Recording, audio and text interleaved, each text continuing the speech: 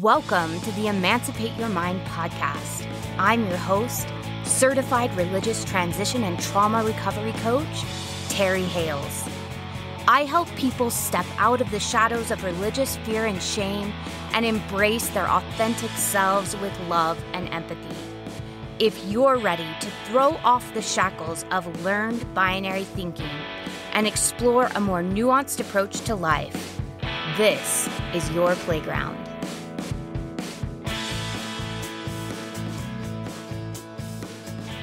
Hello, everyone. Welcome back to the Emancipate Your Mind podcast. I'm really thrilled that we get to kind of explore today's topic. We are talking about co-regulation in our relationships.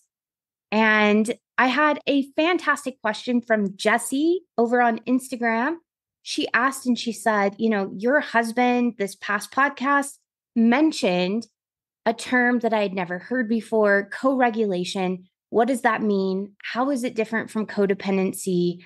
I'm really confused and I'd love some more information. So this is for you, Jessie, not only this podcast, but next podcast as well. We're going to be talking first today about what co-regulation is so that we can kind of wrap our heads around what we're aiming for and what kind of healthy interdependence looks like. And then in our next episode, we're going to talk about the difference between kind of the three kinds of regulation that we hear about out in the psychological world. We're going to talk about co-regulation, but we're going to contrast it with codependency. But we're also going to talk a little bit about self-regulation and kind of how all of those are connected. You might hear some of that today too, because all of this is kind of interwoven in my head. And even though I have notes that have definitely separated those things, I'm sure there will be a little bit of overlap. Now, before we get started, if you love this podcast and you believe it is helping you and others heal from religious trauma, please go over to emancipateyourmind.org and click on that little box that says support the podcast and give a gift. Your donations allow me to continue to do this work and to continue to devote so much time to the research and being able to produce this every single week. I love the work I do. I love the ways that we're getting to interact, and I want to be able to continue because I think it's important for us to talk about these topics.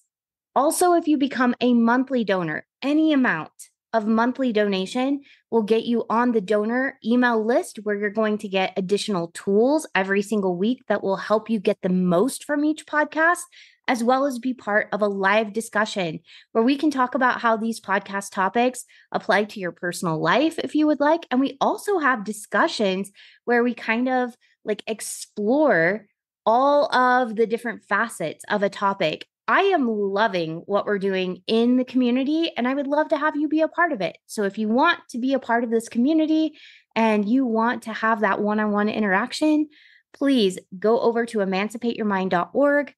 Click that box that says support the podcast and give a gift and choose any monthly donation amount. It's greatly appreciated, and I look forward to seeing you on the calls. All right, so what is co-regulation? First, we're going to pull from an academic study that's called Co-Regulation from Birth Through Young Adulthood, a practice brief. That's in the show notes, and it's by Murray et al. In 2019.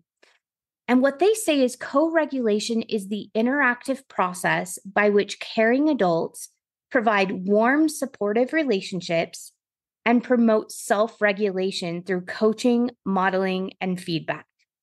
In this article, he mentions that co-regulation is something that is both unique and necessary to the health and well-being of all mammals. So not just humans, but your cats, your dogs, your horses, dolphins. We all co-regulate. We actually have neurons inside of ourselves called mirror neurons that allow us to engage in this co-regulation process where I can notice that you're sad and meet you in your sadness and provide this safe relationship for you to explore and share your sadness and feel seen and heard and better connected to me as another human. And our dogs do this as well. It's part of the reason we call dogs man's best friend. They notice when we're sad or when we're like down in the dumps, and they'll come and they'll snuggle up next to you. Your cats will sometimes do the same thing. I don't know about you, but my cat I think she has an anxiety disorder. She hides for most of the day. She loves my husband. Kevin is her person. And she only loves me whenever no one else is around. I'm like her secret friend. It's like in high school when the popular kid is friends with you and you're not very popular. In fact, maybe you're picked on, but they're only friends with you in secret. That's my cat. My cat only likes me when no one else is around. And when everybody else is around, she pretends like she hates me, but secretly she loves me. However, I digress. When we are in kind of low emotional states, when we're crying, when we're sad, often our animals will notice and they'll come and they'll snuggle up next to us. Or if we're sick, you often hear about, terminally ill patients that have animals that come and snuggle up to them. There's a reason we have emotional support animals. Other mammals are fantastic at helping us co-regulate our emotions because they do it as well, and they need it as well. So we come out of the womb, and there's actually research going on saying that we actually do this in the womb, but we come out of the womb needing the comfort that comes from regulating our emotions with other mammals, particularly with humans. And it's a need that begins and evolves throughout our childhood. So the way we need co-regulation as an infant is going to evolve and change throughout our childhood, into our teenagerhood, and into our adulthood. But it doesn't go away once we become adults. We still need to be seen and comforted and supported by other humans, even as we get into adulthood. In fact, we're going to be 100 years old, and we're still going to benefit both mentally and emotionally by being able to successfully co-regulate our emotional states with other human beings. Now, Murray's research team recognized two pieces to co-regulation, and we're going to talk about those today. So the first part of co-regulation is being able to provide a warm, supportive environment for a relationship to take place. Stephen Porges, who is the other person I'm going to reference today, he's the creator of polyvagal theory. And I'm going to link an episode that he did back in 2017 on the Relationship School podcast that is fantastic, where he deep dives into co-regulation in adult relationships and like what we need in order to feel intimate with a romantic partner. It is fantastic. I'll put it there. Please listen after this podcast. It's really good. It's long, but it's really, really good. But he says, if you want to improve the world, you start by making people feel safe.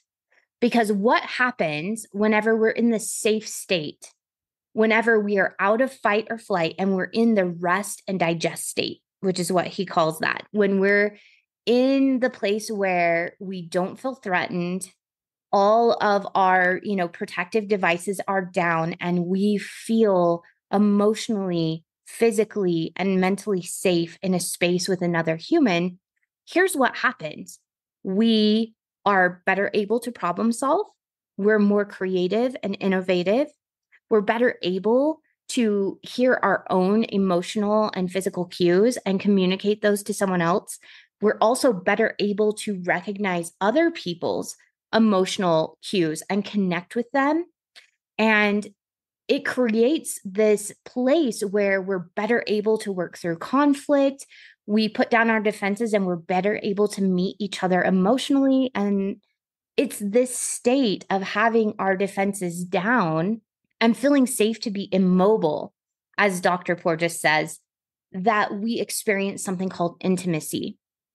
Intimacy is that state of putting down our armor and not having to worry about fight or flight, that we feel safe in that space. And for some of us, we've never experienced that in a human relationship before.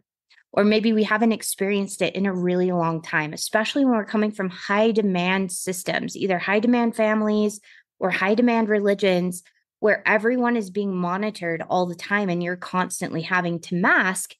There is never a sense of I can put down my armor and I just get to be myself And it's okay for me to not have everything figured out. And it's okay for me to be emotional and messy and a work in progress.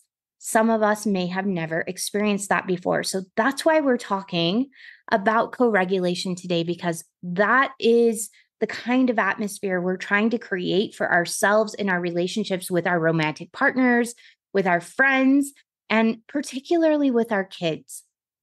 Because right now they're the most plastic, and we want to provide this opportunity for them to understand how to co-regulate, because it allows them to better self-regulate as they move into adulthood.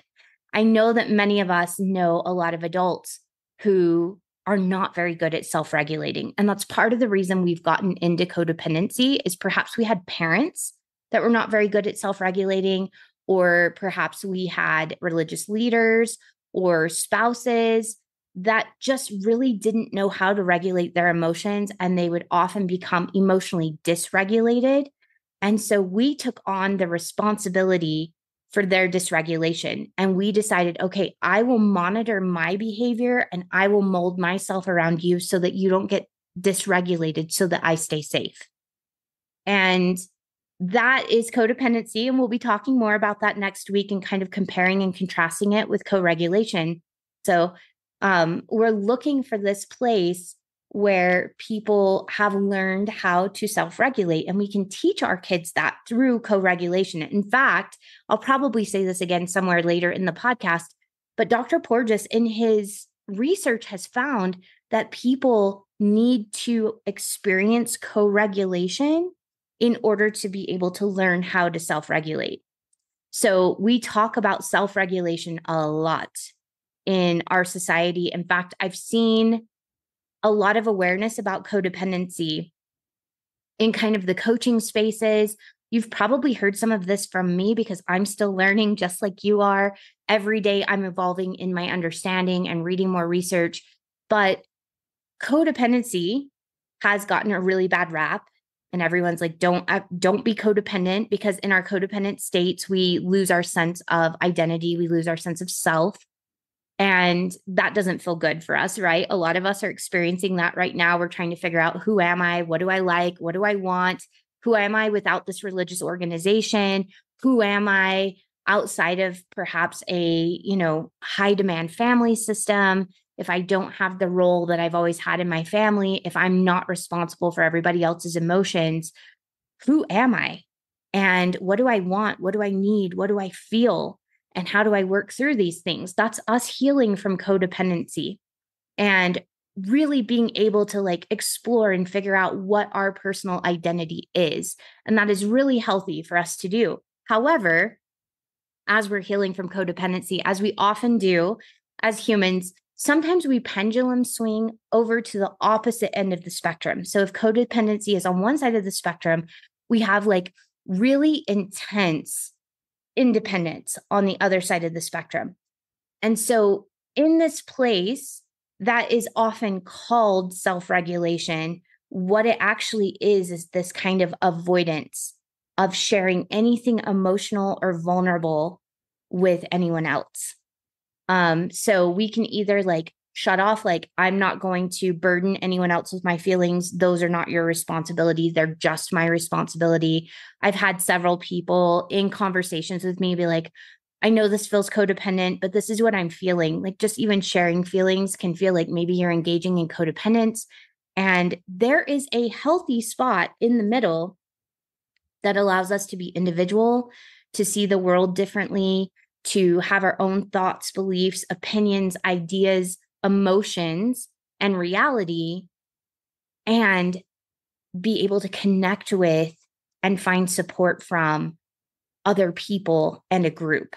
And we're looking for that sweet spot for us. And that sweet spot's going to be different for every single person, because we're all individuals. Some of us are going to crave more time and more processing with other people. Like me, I'm a verbal processor. That's part of the reason I love this podcast, is because I read all of this information and then I get to talk about it. And hopefully it's helpful for you. Hopefully that's the reason you're still here, is it's helping you kind of make sense of things. So I read all of this information and then I verbally process it. What I'm doing right here is a bit of a co-regulation sort of a mechanism because I'm connecting with other humans and we're talking about ideas and feelings. And then I take that feedback and go back inside of myself and compare it to what I'm experiencing. And then we talk about it again. And it's kind of an input and output thing. We go in and out. So for me, I really do enjoy having other people to kind of bounce ideas off of, to have people like even disagree with me and help me see things from their point of view so I can consider those things and get closer to what feels true and good for me. And this is that process of co-regulation. So there is, the self-regulation part, which is me taking responsibility for myself, but there's also this like interdependence that we are social creatures. We're wired to connect. That doesn't mean that we're all extroverts. It just means that we all need some human support, human connection. For some of us, it's one or two other people and we're good. For others of us, we like big groups of people. We like to be surrounded with human activity a lot more frequently. And there are none that are better or worse than others. It's all just personal preference. So what has happened is we've all become very aware of codependency over the last decade. And I think the pendulum has swung over to this like extreme independence.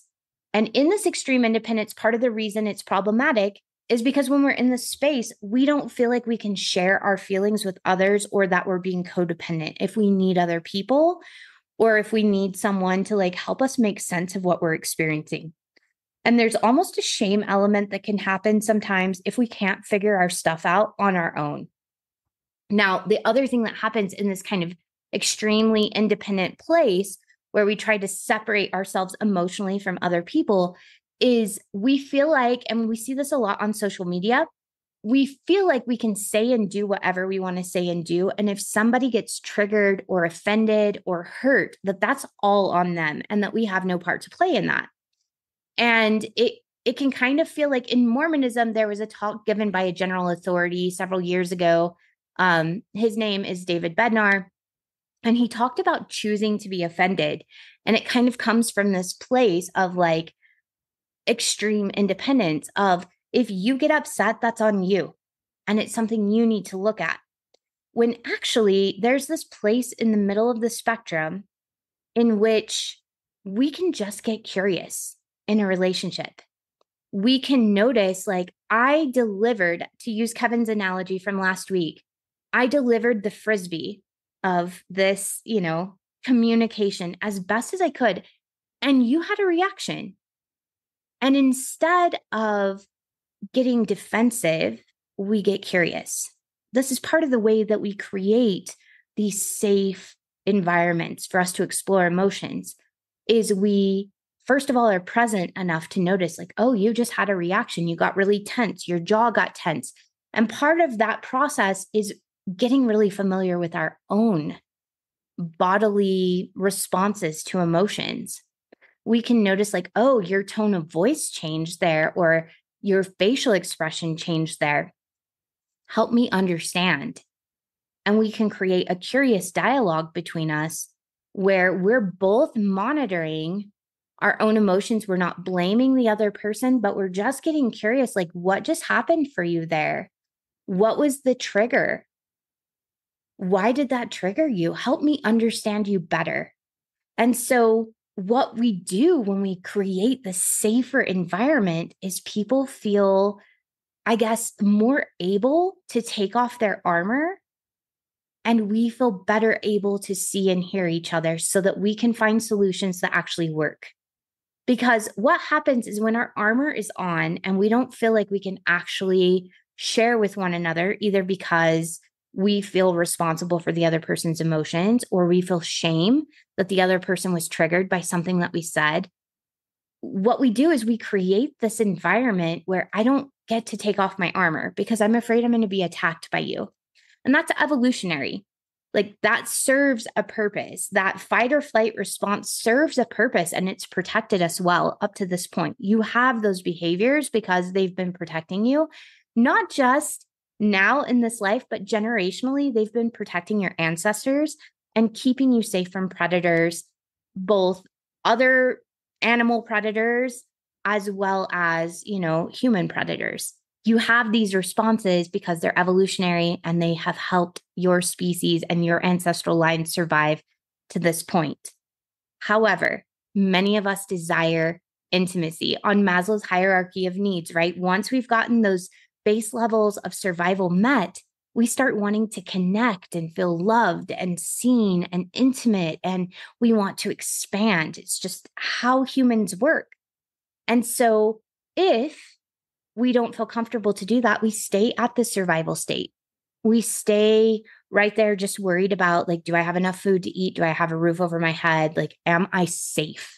But if we want to get close with one another, we have to create these environments where we can take off our armor. And then we can get out of the stories that our brains make about why people react the way they do and instead get curious with that person and find out what's actually going on. Our brains do not like uncertainty. So let's say I'm communicating with someone and they get triggered. If we don't have a safe environment, if I can't create that or they can't create that, because at least one of us has to be able to navigate creating a safe relationship for us to create co-regulation. One of us has to be emotionally intelligent enough to step out of the emotional triggers, because what happens is if I trigger another person and I'm not self-aware enough, they can turn around and trigger me right back. And then we get into this dance of conflict. And I'm sure many of you are familiar with it. Kevin and I have engaged in it. We still do occasionally. But what happens is if I say something and it triggers the other person, either because my tone of voice reminds them of their father, or my body posture, they just register it some way. And it's often unconscious. Triggers are not conscious things usually. Our bodies take in information and then we react from a, subconscious place. So they get triggered, they get shorter with me, or maybe their body language changes. If I can't create a safe, warm environment, or if they can't, one or the other, right? If one of us doesn't have some self-awareness here where we can, or both of us ideally, right, have some self-awareness where we can be like, whoa, okay, that was a trigger, and step out of the cycle and just slow it down, like Kevin was talking about last week. If we don't have that self-awareness, what's going to happen is they're going to snap from that trigger place, because remember, triggers bring us down into the fight or flight response: fight, flight, fawn, or freeze. They're going to do one of those four things when they're triggered. Unless there's some self-awareness, maybe they're triggered and they pause and they're like, wait, just a second. Let me figure out what just happened and we'll continue. If they don't do that, I can still do that. I can be like, whoa, okay, obviously something just happened there. Help me understand what just happened. Let me get curious. I said this, and then I saw you react this way. Your face did this, your body tensed up, you were feeling this way. Help me understand what happened. And we get curious. Then what we do is we slow it down, and we now have this environment where we can just explore what's going on. Now, safety is going to feel different for every single person. If you are anxiously attached, safety is going to feel like knowing that the other person isn't going to abandon you. Safety is going to feel like, having physical or at least eye contact kind of, connection. Safety is going to feel like knowing the other person's going to come back and talk through things and that you guys are committed to this. But safety for someone who's avoidantly attached might feel very, very different. Safety for them might feel like knowing they have the freedom to go process on their own. Safety might feel like having the time to work through things. And so when we're creating this warm, safe environment in a relationship between two people who have very different attachment styles, it's going to be getting curious and communicating your needs. So perhaps the anxious attached person might come and say, look, I'm really afraid that when you walk away or when you turn away, when we're having a conflict resolution, that you are saying, I reject you and I'm going to abandon you and I don't like you. And so you are taking ownership for, this is how I perceive this. And this is what makes me feel unsafe. And then together you decide what they can give and what you can accept that would help you feel safer. And it's going to be different in every single relationship. I think I mentioned a couple of podcasts ago that for Kevin and I communicated like, I'm afraid whenever you take a break that you're not going to come back. And so we made a commitment that when we had conflict, he might need to take a break, but he got really good at saying, I'm going to go take a break, but then I'm going to come back. It was not perfect at first. There were many times he just turned away or walked away. And that fear would come back up and we would have another discussion about it. And I would explain, when you don't talk to me and you leave a conflict conversation and you leave me in these uncomfortable feelings that at the time I could not name, I could not explain, and I could not regulate on my own. When you leave me in this state, it feels like you're abandoning me. And it feels like I will be in this discomfort forever. And it feels like we will never find a resolution. That's how I'm experiencing it. That's my reality. Helping him understand this is what's going on. He was like, okay, I still need space. I still need a break to work through my stuff. But he got a lot better there in those early stages when we were still building that trust of reminding me like, I'm going to take a break. I will be back. We will continue this conversation. I just need to figure some things out myself. So that was what I needed. And he needed the break. And we kept working through things and coming back when things didn't work, because they didn't for years. We would like have hit and miss. Like sometimes it would work and sometimes it wouldn't. But what made it feel safe is we could talk about it. It was uncomfortable at first. It felt completely counterintuitive for me who had grown up codependent. It felt really scary. But the more we practiced, the safer we felt, and the more our patterns changed to create this warm, safe environment for both of us. So one of the things that I would recommend if you're trying to create more safety in your relationship is you're going to want to really get curious with both of you. What do you need to feel safe? And I find that for many of us who maybe aren't as emotionally aware yet, maybe you're not fully familiar with what makes you feel safe yet, and that's okay. I found that it was helpful for me to first get curious about, when do I feel unsafe? Because remember, we have that negativity bias. We're more aware of our negative emotions than we are of our positive ones, because because evolutionarily, we were hardwired to pay attention to danger and fear and anger and all of those different things. You're going to know when you feel unsafe more than maybe when you feel safe. So maybe for the next week or two, maybe for the next month or two, pay attention to your interactions, maybe journal every day or check in with yourself every day on your voice memo app. But when do you feel unsafe? And then trace it backwards. Allow yourself to get curious with yourself. What happened right before you felt unsafe? Was it a tone of voice? Was it a way that the person looked? And why was that something that made you feel unsafe? What did it remind you of? Like, what thoughts went through your head? What was it connected to? And just allow yourself to kind of excavate for a little while. Get curious about what makes me feel unsafe and what directly precedes that feeling of unsafety, and why is that an issue? You don't have to have all the answers. I know there are many of us, if you're a perfectionist, you're out there going, I'm going to have all the answers and it's going to be perfect. No, you're not. And it is going to change. So I still have triggers.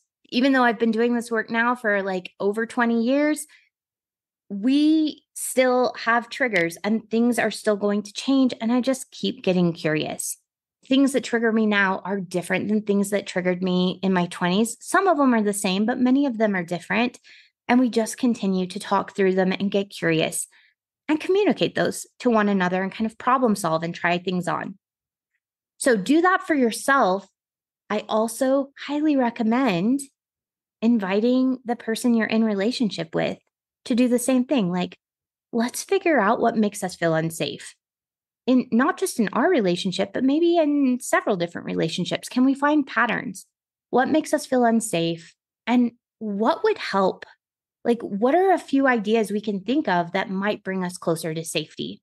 You might not come up with the solution the first try, But as you allow yourself to just get curious about what might be something that would help me, for instance, after an argument, I needed a hug. I needed that physical contact, like not just like a cursory, like side hug, not one of those bro hugs. I needed a hug where I was chest to chest with Kevin. My arms are wrapped around and I needed to breathe, which I did not understand was a co-regulation method at the time. But I needed to like breathe in his scent and I needed to feel his heartbeat. And I needed like that deep, I'm safe breathing together to understand like we're okay. I needed more than the words because he would say, we're okay. Like, I feel good. Do you feel good? And I'd be like, yeah, I mean, I feel like we resolved all we could. But there was something that was beautiful for me that allowed my nervous system to relax after a conflict conversation by just being held and having my arms wrapped around him and just being able to like breathe him in. And it was like my nervous system was like, he's not going anywhere. He's here. I'm safe. I am not being abandoned. I'm okay. Even though no words were said, I just was sitting there hugging and breathing. In fact, we still engage in this co-regulation process today. Today was nuts, like absolutely nuts. It was not supposed to be nuts. Anyone who knows me knows that I plan my life out by 15 minutes and I leave myself lots of cushions because I don't like to feel crazy. I like to feel like I have a good handle on the day. So today was nuts and everything that I planned and all the cushions that I put in there, they all just disintegrated. And as I was sitting down to record the podcast, Kevin noticed the tension and he was finishing up his work. He was about to go on a run. And he said, you don't seem okay. Like you seem tense. Are you all right? And gave me open space first to just kind of talk through everything that was like trapped in my body and allowed me to just kind of like get curious with myself. He didn't really speak all that much more than just like clarifying what he heard. He didn't feel responsible to fix anything going on in my life. He just was like, wow, it feels like you're overwhelmed. I don't think at that point that I had been fully aware of it. I was kind of in survival mode. And so having him say, I see you and you feel overwhelmed. Do you want to talk about it? Giving me the space to just kind of work through it already very, very helpful because it allowed me to sort my ideas and kind of work through the insanity of this morning and how nothing went to plan and I felt rushed before the time that I was supposed to, record this podcast. And then tonight we have kids coming over to sleep over and we're celebrating my son's 16th birthday. And it's like all the things, right? Like, oh my gosh, just getting to say that already calmed my nervous system, giving me the space to like check in with myself. That's really what he did is he invited me to check in with myself. And then he gave me space to kind of explore that for myself. And then afterwards, he just opened his arms, knowing that I co-regulate so well in that hug environment. And so I went in and I just hugged him and just the act of breathing him in and breathing slowly with him, even though I felt more regulated after the conversation, just was kind of like the bow on the package. At no point did he feel responsible for how I was feeling. Did he feel like he had to fix what I was feeling or correct what I was feeling? He just saw me, gave me space. Earlier, like if it had been something that I was having a really difficult time making sense of, he probably would have asked questions to allow me the space to clarify for myself and like get clear about what I was experiencing. And then at the end, he gave me what I need, which is that like skin to skin contact. I need to be enveloped. It's just like a way to like remind my body now that my mind and my emotions are calm. It like reminds my body we're safe. We can get out of fight or flight. We can get out of this low grade stress and get into a place of rest and digest. So get curious with your significant other. I find this works really well with kids too. Getting curious with them about what makes them feel safe, what makes them feel seen, what makes them feel really good in their relationship with you and with others. Now, I want to talk really quick about how we create more warmth in a relationship And there's really just like three key things that I want to bring up. There are more things than these three key ones, but I really want to bring up these three because I feel like they're so important. The first one is genuine interest in learning about the other person. So sometimes in long-term relationships, we think we know everything there is to know about the other person. And we get into the habit of only talking about our schedules, our work, the bills, or the kids' needs. And it's really important to take time to talk about personal topics. What are your hopes and dreams and fantasies? Like, what do you dream about? Where do you want to go in life? What really excites you? Who are you as a person? Because I guarantee the person you are now is not the person you were when you got into the relationship. And this is true for your kids as well. Your kids are constantly evolving. Your spouse is constantly evolving. You are constantly evolving.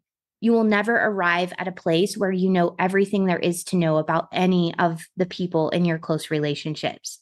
So get curious. If you don't know what to talk about, there's lots of prompts online. You can literally like type up like conversation starters for long-term marriages or conversation starters with your kids, conversation starters with your significant other as a way to like just get curious and show interest in the people in your life who are most important to you. And while they're talking, really listen and ask questions to learn more. Too often we get into the habit of listening to speak. So we listen just enough to like be like, okay, I know what you're talking about. And then we speak over the other person. So when they're speaking, when they're answering your question, really listen. And if something doesn't, if you're not clear about something, ask questions and then really listen some more.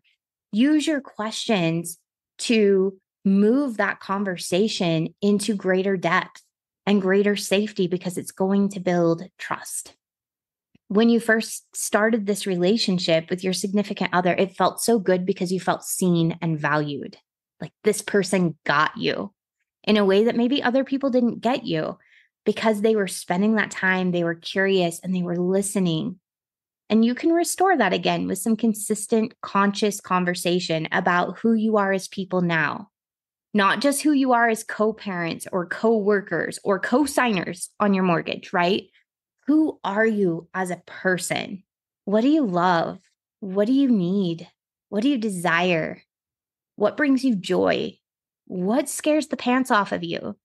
Allowing yourself to get really curious and listen and really get to know the other person. There is something beautiful when you find a person that you can take off the armor with and get emotionally naked. It is thrilling and terrifying and so good for our nervous systems when we can find a person that we can do that with. And it doesn't have to be your significant other. I know some of us are in mismatched marriages right now as we're healing from religious trauma. Perhaps we have a spouse that is still in a place of religious indoctrination and trying to make a marriage work from these very limited sets of rules and possibilities. But maybe you have a friend that you can do this with. Maybe you have a therapist you can do this with. Maybe you have a sister or a brother or a parent that you can do this with. And maybe there's a community where you can practice doing it anonymously. That's okay too. We can practice sharing and figuring out how much we want to share and what feels comfortable. We can do that in some of our support groups as well. The second thing I want to talk about is bringing back play. So a lot of times when we talk about play, we think about this as something that kids do and something that we grow out of whenever we become adults. But play plays a powerful role in regulating our nervous system and reducing our stress levels and allowing us to access creativity, which is necessary when it's time to resolve problems in our relationships. It also allows us to create more positive experiences in our relationships, and it fosters the sense of safety and security between those involved. So if you have like a lot of history of trauma, finding a way to safely play with one another, to be lighthearted, to not have to be in the trauma can start to build these like positive, trusting vibes where you can actually then explore the traumatic things with more security. finding a way to do things that you both mutually enjoy. And I want to bring this up from Brene Brown. Brene Brown talks about play. I can't remember which book it is now, but she talks about how she often thought that play was like playing Candyland with her kids or playing dress up or pretend. And play looks different for us as adults than it might have as kids.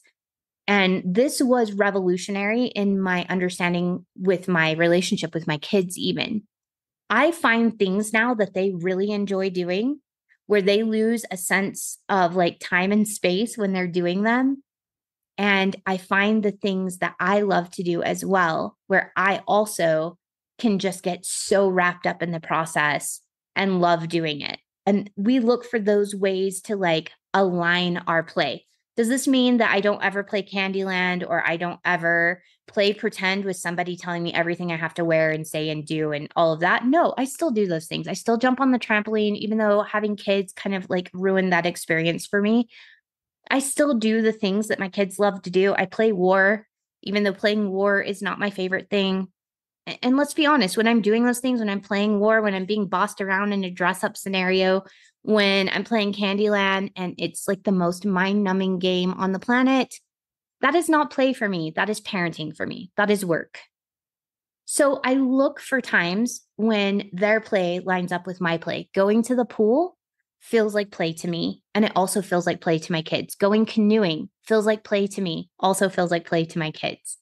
Going exploring, looking for rocks, collecting treasures feels like play to both of us.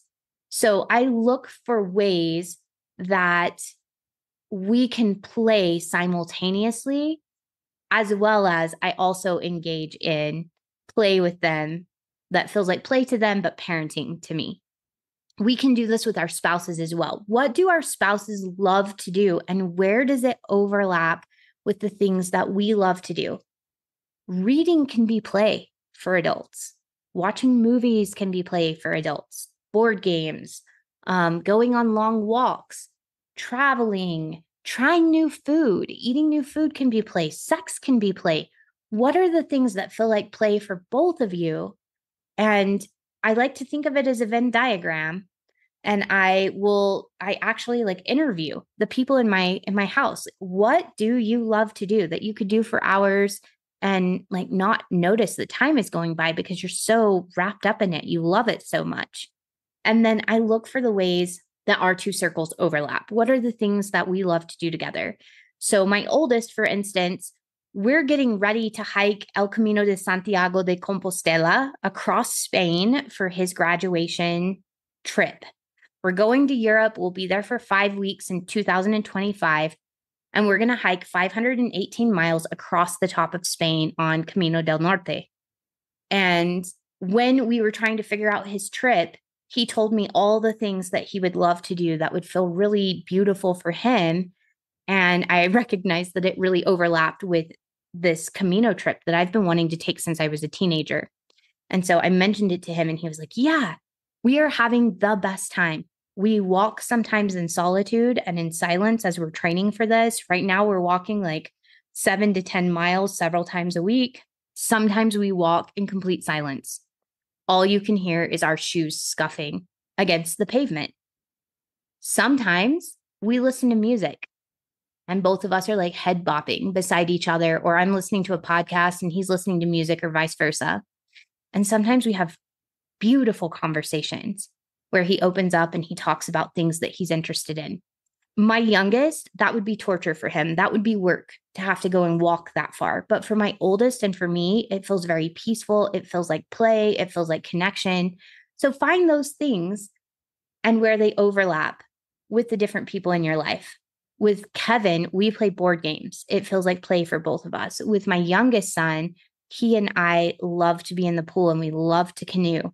Those are some of the things that we love to do together. And we love to just have long conversations and like research things and like ask each other questions. It's super fun.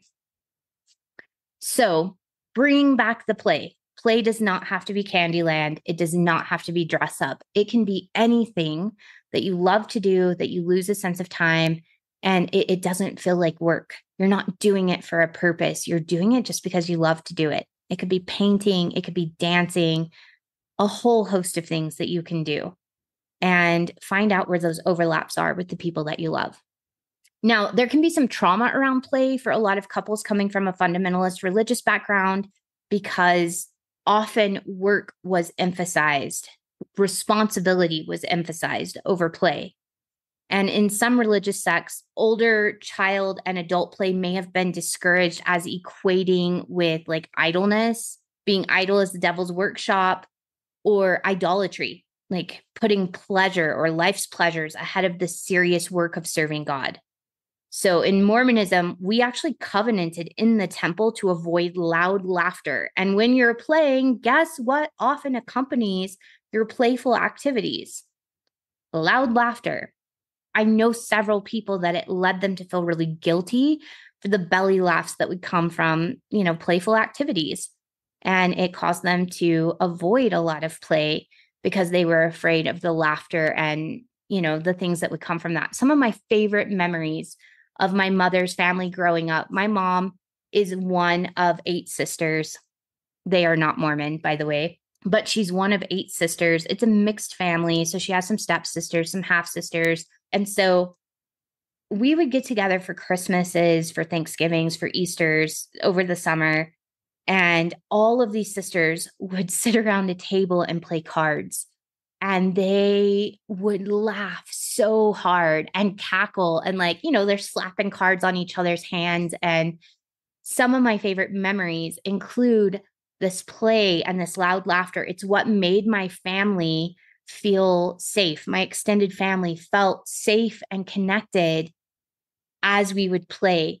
Now, some of that broke down as we got older, and it doesn't feel as safe now. And I think a big part of it is there isn't that playful connection where we're connecting with each other in a way that isn't serious and isn't always focused on the problems and the drama. So play is super, super important for building these safe, secure connections. And then the last one I just want to mention is noting the tone of your voice. Our human nervous systems are wired to register deep, growly sounds as predatory or dangerous. Now, unfortunately, many men have these deep, growly voices. And when we come from religious backgrounds where we're taught to obey and look up to male authority, this is even compounded because now we have a trauma that's associated with low, deep, growly, male voices. So, and this can be true for men and women. It's not just a woman thing. So just notice if one or both of you are triggered by deep or serious voices, and then get curious about it and maybe choose to bring your voice up into a more calming or soothing space. We naturally do this with babies, our pets, and even new adult acquaintances to show we aren't a threat. So this is not masking. We need to do a whole nother podcast on masking because there's a lot of confusion about masking. Sometimes we engage in social behaviors that, maybe do lift our tone of voice, or maybe, have us engage in behaviors that maybe we're not feeling in the moment.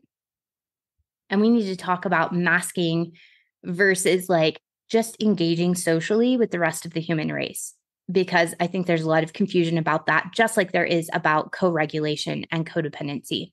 We can consciously work with our tones of voice in our most intimate relationships to create more safety if needed.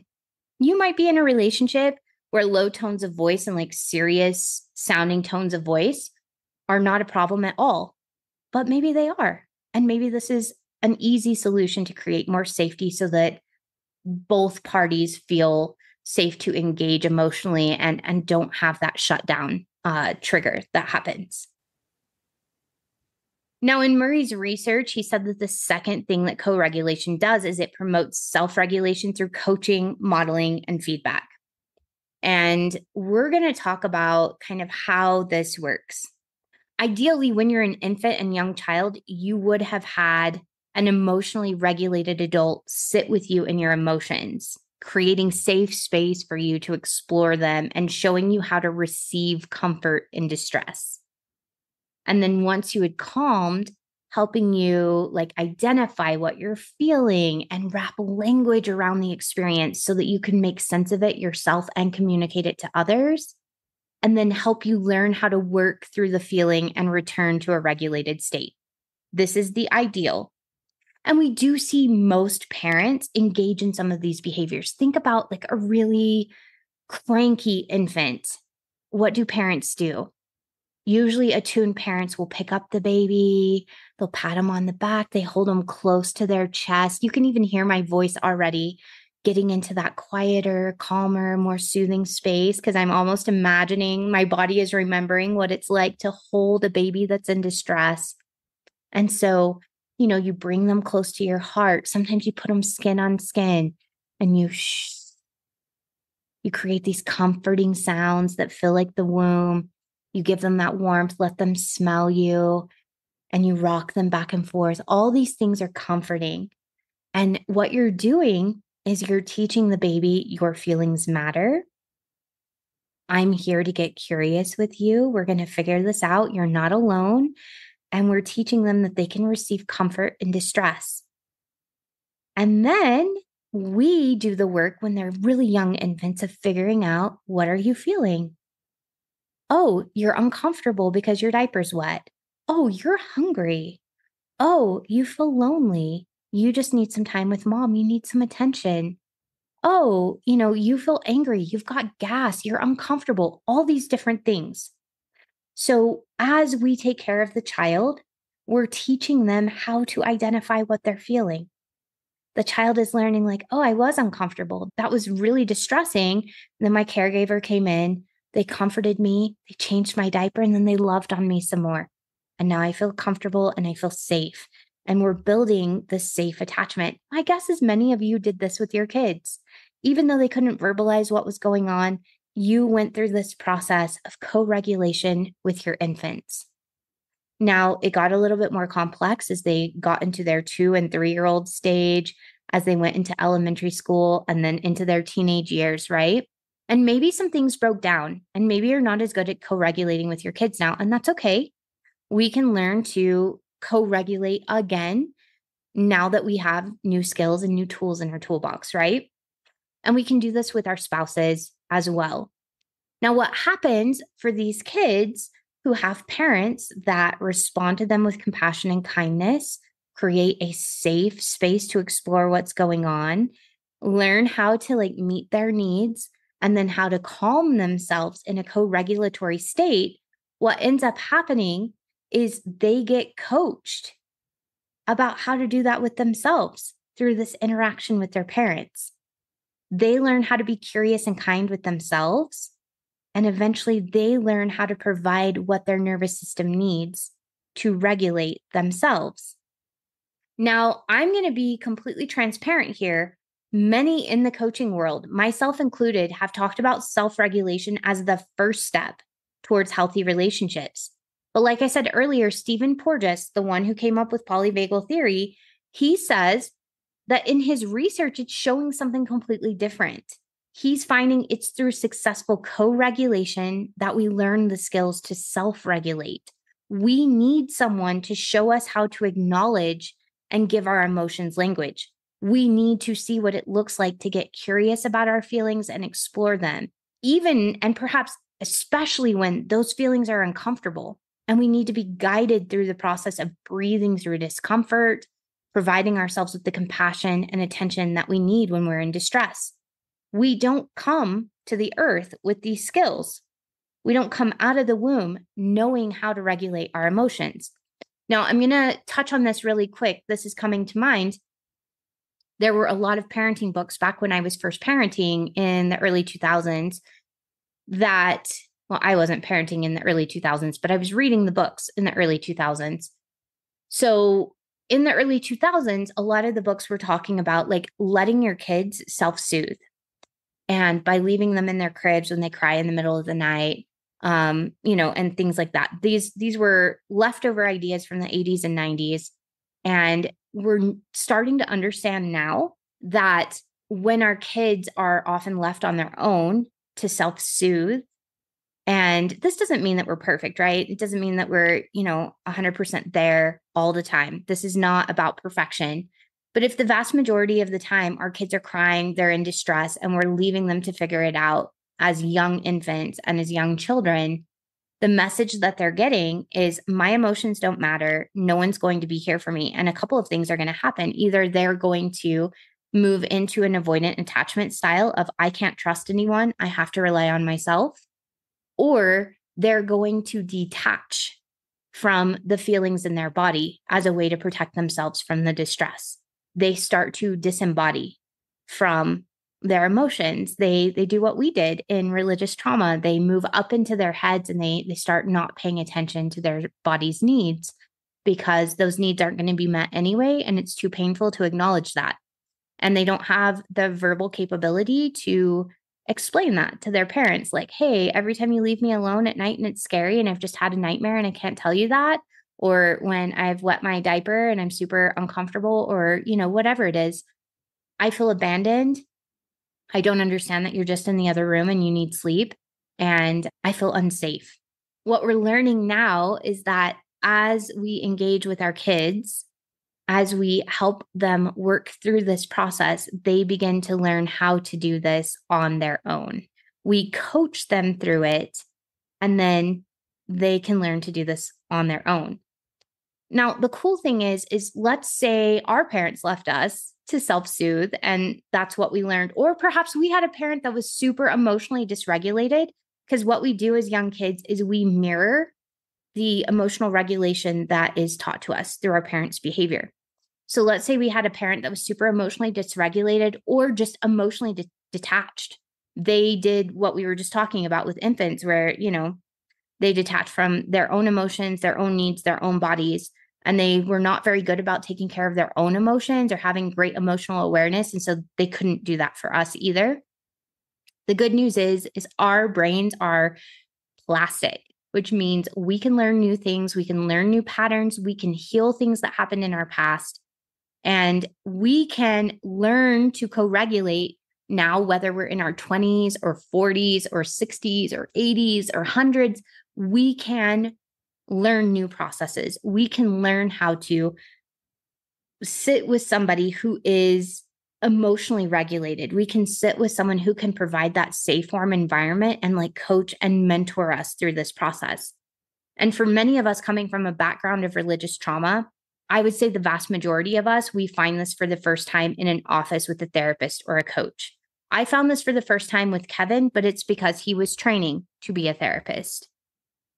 Honestly, he was the person that began to create this safe environment for us to explore emotions and distress and to get curious about them because he was being trained to do that as an emotionally focused therapist, particularly.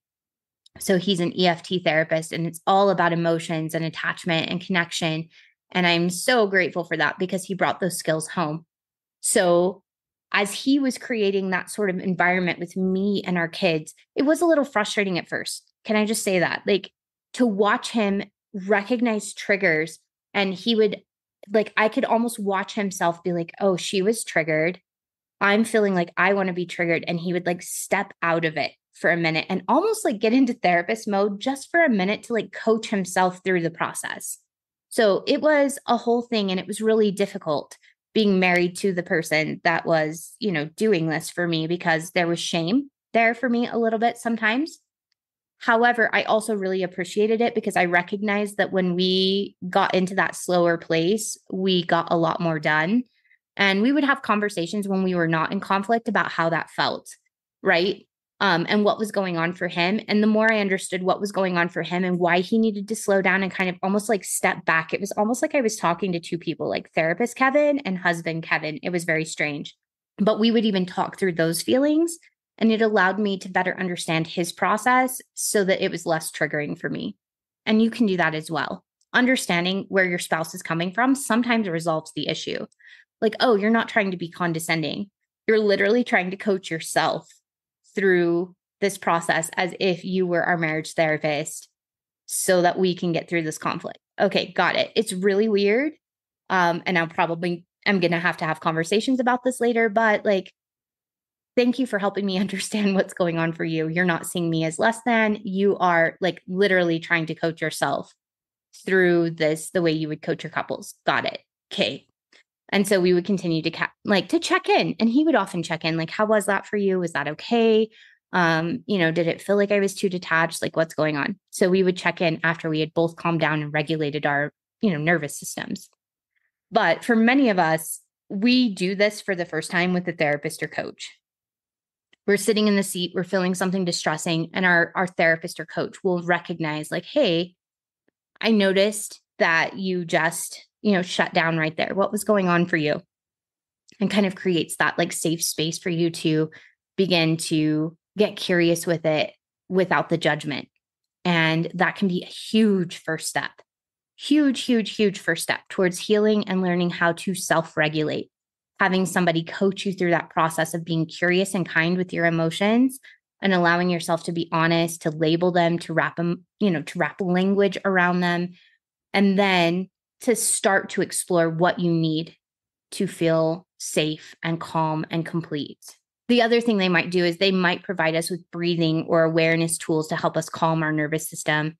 And they can help us figure out what our inner wisdom has been telling us to do all along to correct the stress for good. So many of us have a voice inside of us. I would say all of us, but I try really hard to stay away from absolutes, that we have this voice inside of us that knows what we need to do to feel better. But often there's a lot of stories about what we should do or what's okay, what's not okay. And our therapist can help us kind of sort through all of that so that we can hear that voice telling us what we need to do next. So I can't recommend therapy enough. It's been highly transformative in my life. Yes, you do have to find the right therapist though, because just like dating, there's many people out there. There is a fit for everyone out there. If you need help finding therapists who work with religious trauma in specific, please let me know. Reach out in a message, send me an email. My email address is in the show notes. It's terry@emancipatedcoaching.com. Send me an email. I have connected with so many therapists over the years, and some of them are not taking clients right now. So it might be a little bit of a, journey finding the right one. Kevin is taking clients. He takes therapy clients here in Colorado, but he is also taking coaching clients outside of Colorado. So if you're looking for someone and you've been listening to Kevin and you're like, oh, I really like that guy. I like, his perspective, and I like his tone of voice. He's not going to be for everyone, but if you feel like, oh, I feel a connection with this person and I would like to, coach with him, definitely send me a message. I will put his information also in the show notes so that you can find that. He does have some availability. It's limited, but he does have some availability right now. But yeah, can't recommend therapy enough. And if you can't hire a therapist, I know right now with inflation going on, with some of the things that are happening in the news and some of the uncertainty financially, that right now maybe you are not looking into therapy. Maybe that's not something in the budget right now. You can practice this in adult relationships when one or both partners are committed to the process of creating safety. I find that it's especially easy when the other person has already done their work. If you have a friend or someone outside of, the relationship where you're experiencing the most problems or feel the least safe, sometimes having a relationship where you can practice those skills where the stakes are maybe lower with somebody who's already done a lot of their work, who can be curious, who can be open-minded, who is empathic, it can be really helpful. But you want somebody who's committed to the process of creating safety, is committed to being curious when triggers inevitably arise. So I've often heard people be like, oh, you've got triggers, you've still got work to do. Guess what? We all have triggers. We all have work to do, and we probably always will. Those don't go away. So you're looking for people who will get curious with you when triggers arise and who are willing to talk through those triggers to find out what's at the root of them, actively listen to one another, and then, be willing to try solutions on together and check in to see how those solutions are working. So your partners don't have to be perfect to create a space of co-regulation, but they do have to be open to feedback, and they have to be willing to take ownership for their part, right? ownership for their own emotions and their own triggers, be willing to be curious about their own stuff as well as yours, and be willing to like try things on and then get feedback about that and try something else on if it isn't working. Anyway, I hope this was helpful. I'm loving learning about co-regulation. This is actually really helping me in my own life. Some of the next steps I'm wanting to take forward with my kids, in some of my, relationships in my family of origin. And it's even helped me clarify some things with Kevin. There are some things that we've done intuitively that I'm like, oh, that's what we're doing. And then there's other things I'm like, oh, we could do that better. So just know we're on this journey with you. We're learning right alongside you. And I really do look forward to hearing your feedback. Please feel free to send me a message. I'm not on Facebook a ton. I am on Instagram. I'm kind of like jockeying back and forth between my personal Instagram and Emancipated Molly right now. Still figuring that out. I'm probably not going to post a ton on social media, but I am still answering messages while I'm getting my master's degree. So I'm just giving myself that kind of like out that I don't have to be on social media all the time right now. And I can post when I really, really have something I want to say. But mostly, I'm directing all of my time and energy here to the podcast so that I can talk with you, which is my favorite thing to do. So if you have thoughts and feelings about this, if you disagree, if you have questions, please send me a message. On Instagram, you can send me an email. Again, it's terry@emancipatedcoaching.com. Or if you want to become a monthly donor, we would love to have you on the call and hear your thoughts, because your thoughts will enrich the entire community. All right. Thank you for joining me this week, and I will talk to you again